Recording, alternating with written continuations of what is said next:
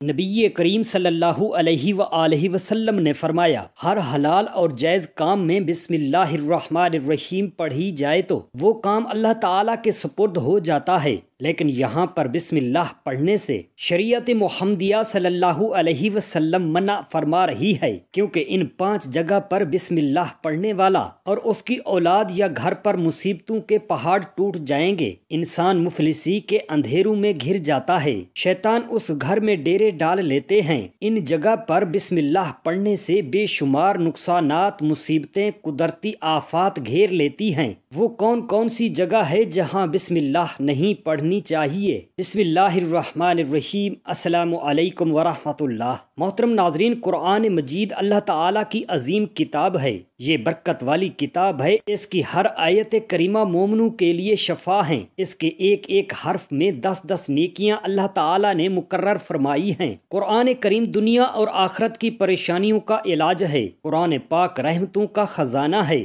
لیکن اس عظیم رحمت والے خزانے سے مالا مال ہونا ہو تو پہلے سچے دل سے بسم اللہ الرحمن الرحیم پڑھنی چاہیے، پھر اس خزانے کو کھولنا چاہیے اور زیادہ سے زیادہ اللہ تعالیٰ کی رحمتوں کو حاصل کرنا چاہیے۔ جب قرآن کریم جیسی عظیم کتاب بغیر بسم اللہ الرحمن الرحیم کے نہیں کھلتی تو دوسرے جائز کام کی برکتیں بغیر بسم اللہ الرحمن الرحیم کے کیسے حاصل ہو سکتی ہیں؟ حضرت عثمان بن عفان رضی اللہ تعالی عنہ نے رسول اکرم صلی اللہ علیہ وآلہ وسلم سے بسم اللہ الرحمن الرحیم کی نسبت سوال کیا تو حضور اکرم نور مجسم صلی اللہ علیہ وآلہ وسلم نے ارشاد فرمایا، یہ اللہ تعالیٰ کا نام ہے، اللہ تعالیٰ کے بڑے ناموں اور اس میں اس قدر نزدیکی ہے جیسے آنکھ کی سیاہی اور سفیدی میں۔ حضرت جابر رضی اللہ تعالی عنہ فرماتے ہیں، جب یہ آیت مبارکہ بسم اللہ الرحمن الرحیم نازل ہوئی تو بادل مشرق کی طرف چھٹ گئے، ہوائیں ساکن ہو گئیں،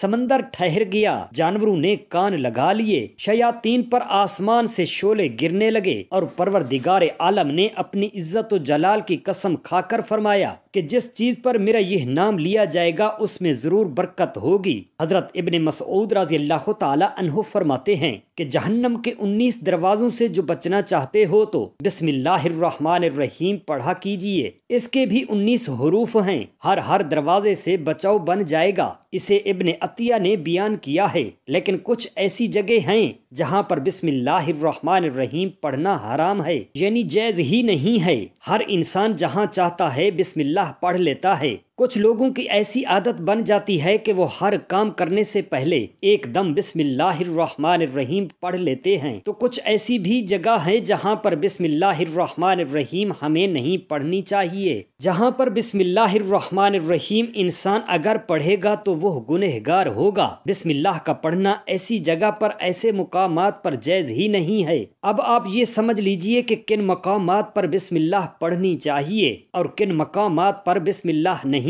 پڑھنی چاہیے۔ محترم ناظرین گرامی، آپ نے سنا ہوگا کہ ہر کام شروع کرنے سے پہلے بسم اللہ الرحمن الرحیم پڑھنا چاہیے، کیونکہ بسم اللہ الرحمن الرحیم کا معنی ہے کہ اللہ تبارک و تعالی کے نام سے شروع، جو بڑا مہربان نہایت رحم کرنے والا ہے، یعنی ہم جو کام شروع کرتے ہیں وہ اللہ تعالی کے نام سے شروع کرتے ہیں تاکہ اللہ تعالی ہماری اس کام میں برکت عطا فرمائے۔ اور بسم اللہ پڑھنے کے فائدے بھی بہت زیادہ ہوتے ہیں کہ اگر کوئی انسان کسی کام کو بسم اللہ پڑھ کر کرتا ہے تو اللہ تبارک و تعالی اس کے اس کام میں برکت عطا فرماتا ہے، اور یہ سنت بھی ہے۔ حضور اکرم صلی اللہ علیہ وآلہ وسلم نے بہت سارے مقامات پر ہمیں بسم اللہ الرحمن الرحیم پڑھنے کی تاکید فرمائی ہے، اور حضور نبی اکرم صلی اللہ علیہ وآلہ وسلم نے بسم اللہ الرحمن الرحیم پڑھنے کا حکم دیا ہے۔ اب اگر آپ کوئی بھی نیک کام شروع کرتے ہیں تو اس میں ایک کام شروع کرنے سے پہلے بسم اللہ الرحمن الرحیم اگر آپ پڑھ لیتے ہیں تو آپ کی سنت بھی ادا ہو جائے گی، اور اس پر آپ کو اجر و ثواب بھی ملے گا، اور اس کی برکتیں بھی آپ کو ملیں گی۔ اگر آپ نے کسی نیک کام شروع کرنے سے پہلے بسم اللہ پڑھ لیا تو پھر انشاءاللہ تبارک و تعالی اس میں آپ کا نقصان نہیں ہوگا۔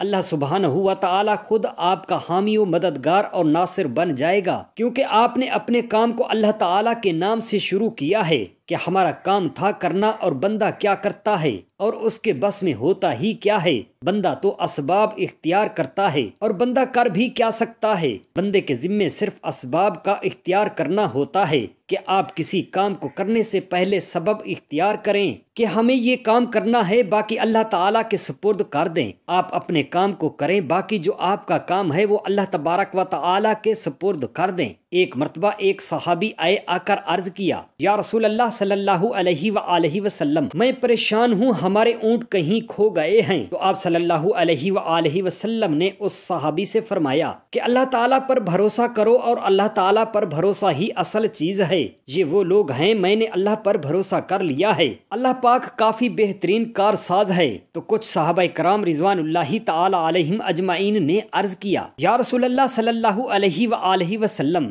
ہمیں اللہ تعالیٰ کی ذات پر بھروسہ ہے، کیا ہم اپنے اونٹوں کو ایسے ہی چھوڑ دیں؟ اگر ہماری قسمت میں ہوں گے تو اونٹ مل جائیں گے، اور مقدر میں نہیں ہوں گے تو چلے جائیں گے، ہمیں اللہ تعالیٰ کی ذات پر بھروسہ ہے۔ تو حضور نبی اکرم صلی اللہ علیہ وآلہ وسلم نے فرمایا کہ نہیں، پہلے اپنے اونٹ کو باندھو، پھر اللہ تعالیٰ کی ذات پر بھروسہ کرو، یعنی ہمارے ذمے جو کام ہے وہ ہمارے اوپر کرنا لازم ہے۔ اسباب کا انکار کرنے والا جاہل ہوتا ہے۔ اسباب کا انسان انکار نہیں کر سکتا کہ نہیں ہم تو ہاتھ پہ ہاتھ رکھ کر بیٹھ جائیں گے، اب اللہ تعالیٰ رزق کھلائے گا، کیونکہ وہ رازق ہے، وہ ہمیں کھلائے گا۔ لیکن آپ اپنی محنت کیجئے، آپ اسباب اختیار کیجئے، پھر اللہ تعالیٰ کی ذات پر چھوڑ دو۔ آپ پہلے جاؤ مزدوری پر، آپ کام پر جاؤ، آپ کاروبار کرو، پھر اللہ تعالیٰ کی ذات اقدس پر چھوڑ دو کہ اے پروردگار عالم، اب ہمارا کام تھا، ہم نے کر لیا، آگے تیری رضا ہے اور تیری رحمت کی ہم امیدوار ہیں۔ صرف ہمارے کمانے سے رزق تھوڑی ملتا ہے،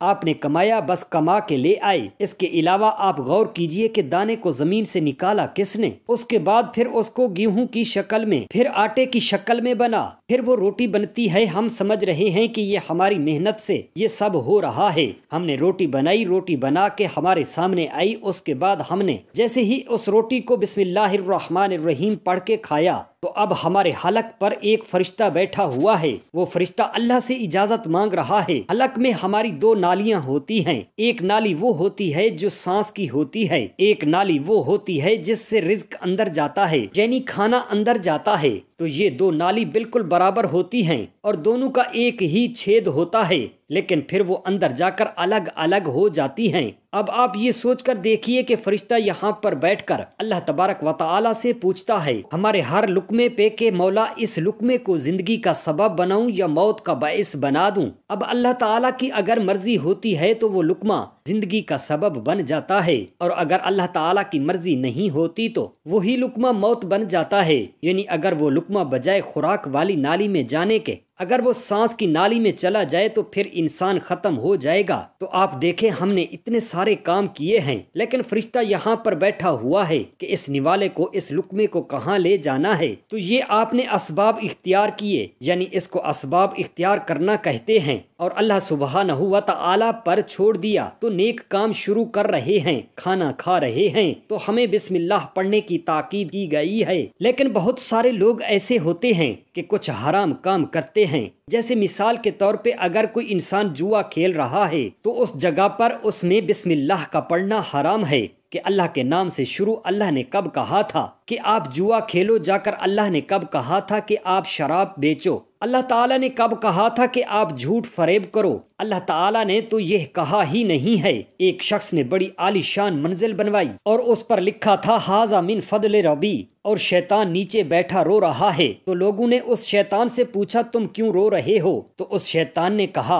اے لوگوں دیکھو، میں نے اس سے جھوٹ بلوایا، فراڈ کروایا، ہم نے اس کی بلڈنگ فراڈ کر کے بنوائی اور یہ لکھ رہا ہے یہ میرے رب کا فضل ہے۔ اللہ تعالیٰ نے کہاں کہا تھا کہ جھوٹ بولو؟ اللہ تعالیٰ نے کہاں کہا تھا کہ ڈھونگ کرنا؟ اللہ تعالیٰ نے کہاں کہا تھا کہ فراڈ کرنا؟ تو مقصد صرف یہ ہے کہ شیطان تو ہر طرح سے انسان کو بہکاتا ہے، تو اس لیے حرام کاموں سے پہلے ہمیں بسم اللہ ہرگز نہیں پڑھنی چاہیے۔ ہمیں ہر کام شروع کرنے سے پہلے بسم اللہ الرحمن الرحیم پڑھنا چاہیے جو حلال ہوں۔ ہمیں احتیاط رکھنی چاہیے کہ جب ہم باتھ روم کے اندر داخل ہو چکے ہوں یا نہانے سے قبل بسم اللہ نہ پڑھیں۔ باتھ روم میں جانے سے پہلے ہم بسم اللہ الرحمن الرحیم پڑھیں، اور باتھ روم کے نکلنے کے بعد جب کپڑے پہنے تو پھر بسم اللہ الرحمن الرحیم پڑھیں۔ اور کوئی انسان کاروبار کرتا ہے، اب اس نے جھوٹ بولا اور پھر اس کو بعد پیسے لیتے وقت بسم اللہ الرحمن الرحیم پڑھا تو ایسی جگہوں پر جہاں پر حرام کام کوئی بندہ کرتا ہے تو وہاں پر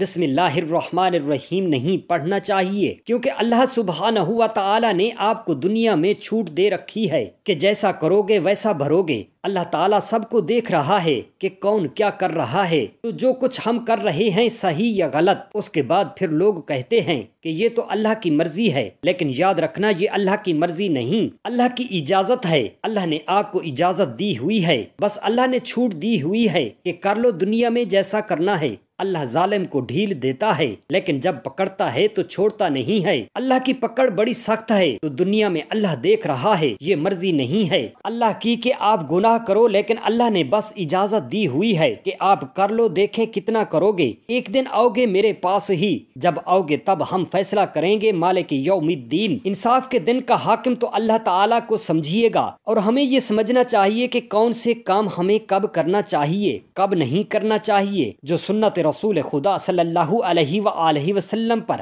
ہم عمل کریں گے تو اللہ تعالی ہمیں کامیاب کر دے گا، دنیا میں بھی اور آخرت میں بھی۔ اللہ پاک ہم سب مسلمانوں کا حامی و ناصر ہو، آمین۔